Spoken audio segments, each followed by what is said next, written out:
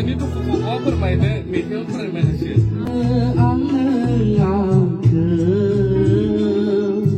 नेनानै थाबाय थायो गोसोआवनो थाबाय थाथों। हेलो लोगोफोर बयखौबो गुबुन मोनसे गोदान भिडिअ बरायबाय। तो लोगोफोर बे समाव नोंथांमोननि गेजेराव मोनसे गोदान भिडिअ लानानै फैदों। तो दिनैनि भिडिअआ नैबे साननैसो जोंहा ससियेल मिडियायाव गोबां माने सावरायजागासिनो बा गोबां ट्रेडिंआव सोलिबाय थादों। जोंहा बयजोंबो मिथिजानाय MJ brother anything MJ brother आरो लोगोसे बिथांनि बिसि प्रिति बायद' बिथांमोननि जे पस्ट होलायनाय आरो गोबां बे पस्टनि सायाव गोबां भाइराल माने दा साननैसो सोलिगासिनो आरो ओमफ्राय बिथांमोननि दासिमबो रिप्लाइ होदोंना होआखै नोंथांमोननो नैबे भिडिअनि गेजेरजों माखासे बाथ्राखौ सावरायनो थाखाय नुजाफैदों। नोंथांमोना भिडिअखौ जोबजासिम नायलांब्ला नोंथांमोना थारैनो माखासे बाथ्राफोरखौ बुजिनो मोनगोन। गोसोनि दुखुखौ मा फोरमायनो मेथाइआव फोरमायनोसै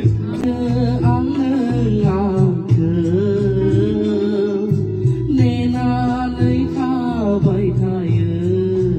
गोसोआवनो थाबाय थाथों।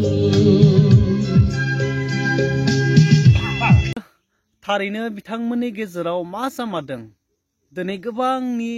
माने गोसोआवनो सोंथि सिखारदों बा गोबाङानो दिनै कमेन्ट खालामै माने सोंगासिनो दङ बिथांमोना मा जामारदों। दा थारैनो बिथांमोननि जे सोमोन्दो एंगारलायनाय बिसि फिसायनि सोमोन्दो एंगारलायनाया जामारसिगोन नामा बेखौ लानानै गोबां डाउट जागासिनो आरो दा एक्सुअलि बिथांमोना बेफोरबायदि मानो जानो नागिरदों दा बे बाथ्राखौ माने बिथांमोना लाइभ फैनानै गावसोरनि जे पार्सनेल इसु दा बेखौ फोरमायना होनो हायोब्ला मोजांमोन आरो नाथाय दिनै मानो हायाखै बे गोबां साननो गोनां। तो लोगोफोर तो नैबे साननैसो गेजेरावनो आरो मोनसे गोदान पस्ट होबावदों बिथांनि जे बिसि एमजे ब्रादारनि जे बिसि प्रिति बायदेवा। तो नैबे पस्टआव नोंथांमोना प्रिति बायद'नि जे पेजाव थांनानै नायहैब्ला नुगोन नोंथांमोना बेहाय माने फरायनानै खोन्थाला माने गोबां गोलाव नालाय बे पस्ट लिरनाया जे मेसेज लिरनाय बे एमजे ब्रादारनि सायाव माखासे बाथ्रा खौरांनि सायाव लिरदों नालाय। तो नोंथांमोना प्रिति बायद'नि पेजाव थांनानै जुदि नायोब्ला प्रिति नार्जिनारि होननानै पेज सार्च खालामनानै जुदि नोंथांमोना बे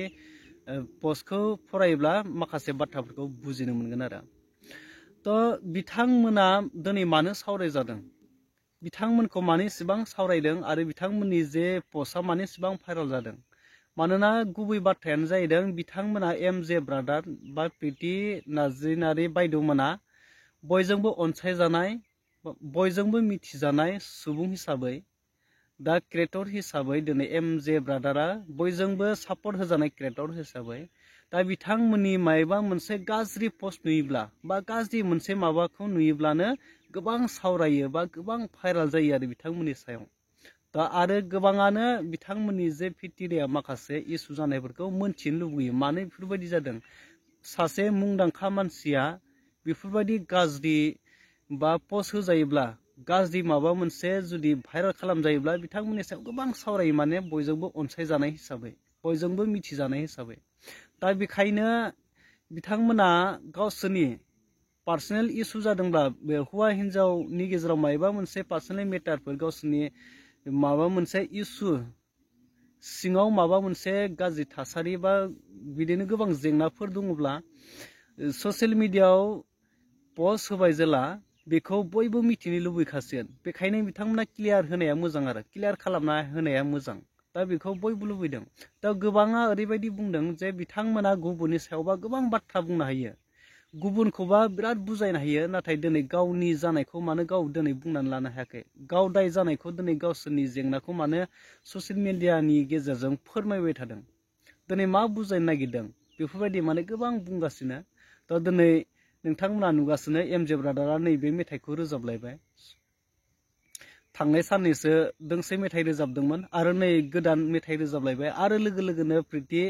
बायद'आ बिथांनि सायाव मोनसे आरो मेसेज लिरलायबाय। दा बेफोरबायदि जों मा बुजायनो नागिरदों मा खालामनो नागिरदों माने गुरलाय गुजाय आरो गावसोरनि इसुखौ लानानै ससियेल मिडियायाव बिराद गुरलाय गुजाय आरो नोंथांमोना ससे मेथाइखौ खोनासंनाय।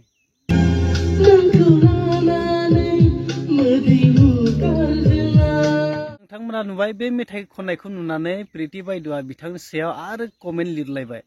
दा एक्चुअलि बिथांमोना ससियेल मिडियायाव मेथाइ रोजाबनानै गावसोरनि दुखुखौ फोरमायनाय बा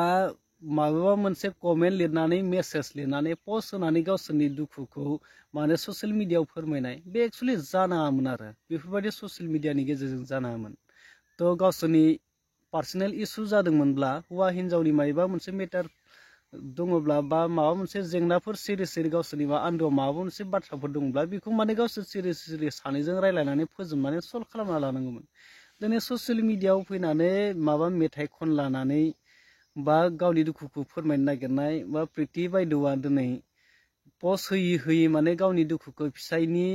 गावनि माखासे सोमोन्दोखौ माने फोरमायबाय थानाय बे माने गाज्रि आरो ससियेल मिडियायाव दा गावसोरनि सिरि सिरि जानाय माखासे जेंनाखौ गावसोरनो सावरायना फोजोबनो हायोमोन नाथाय दिनै बिनि थाखायसो सावरायजानो गोनां जाबाय जे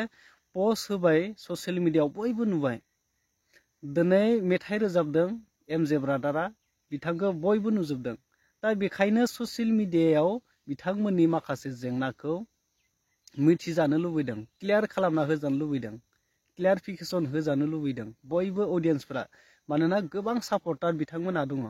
दा एमजे ब्रादारखौ गोबां मानसिफ्रा सापर्ट खालामबाय दिनै 1 लाख 2 लाख बिथांनि मोननैबो चेनेलाव साबस्क्राइबार दङ सापर्टारफोर दङ आरो गोबां अडियेन्सफोरा बिथांखौ माने सापर्ट होयो बे सापर्ट होनाय हिसाबै दिनै ससियेल मिडियायाव बिथांमोननि पस्ट होनाया भाइराल जानाय हिसाबै दा बयबो मिथिजानो लुबैदों मा जादों पार्सनेल बाथ्राया मा बेखौ मानो बुंनो हायाखै दिनै बेखौ एक्चुअलि बुंथारनांगौ क्लियार खालामना होनांगौ आरो डाउटखौ क्लियार खालामना होनांगौ नैबे माने गोबां सावरायजानाय बाथ्राखौ आरो दा बेफोरबायदि दोनामोन ससियेल मिडियायाव जुदि बेफोरबायदिखौ सावरायजानो लुबैयाखैमोनब्ला दिनै प्रिति नार्जिनारिया मानो ससियेल मिडियानि गेजेरजों गावनि पेजनि गेजेरजों मानो पस्ट होनायमोन जुदि बेफोरबायदि बाथ्राखौ फोरमायनो हायाब्ला नैबे गोबां बाथ्रा आरो थ' लोगोफोर बिनि सायाव बाथ्रा बुंनांगौब्ला गोबां गोलाव जालाङो बेखायनो बे सानैया जे प्रिति आरो एमजे ब्रादार बिथांमोना क्लियारिफिकेसनखौ होदोंसै आरो बिथांमोननि जे गोरोबलायनाया जाफिनदोंसै बयबो खावलायो मानोना जों माने संसार जाफुनायखौ बिदि गारलायनाय मालायनाय बेफोरबायदिखौ रावबो लुबैखाया नालाय मोजांखौसो लुबैयोथ' बयबो मोजांखौसो लुबैयो बेखायनो अनलायफिननांगौ गोरोबनांगौ नैबे मोनसे खावलायनाय थाबाय लोगोफोरथ' बे फंनैसो बाथ्राखौनो नोंथांमोननो माखासे शेयार खालामनो थाखाय भिडिअखौ लाबोदोंमोन बिनि सायाव नोंथांमोना माबाफोर बुंनांगौ दंब्ला नोंथांमोना कमेन्ट खालामनानै फोरमायनो हागोन आरो लोगोफोर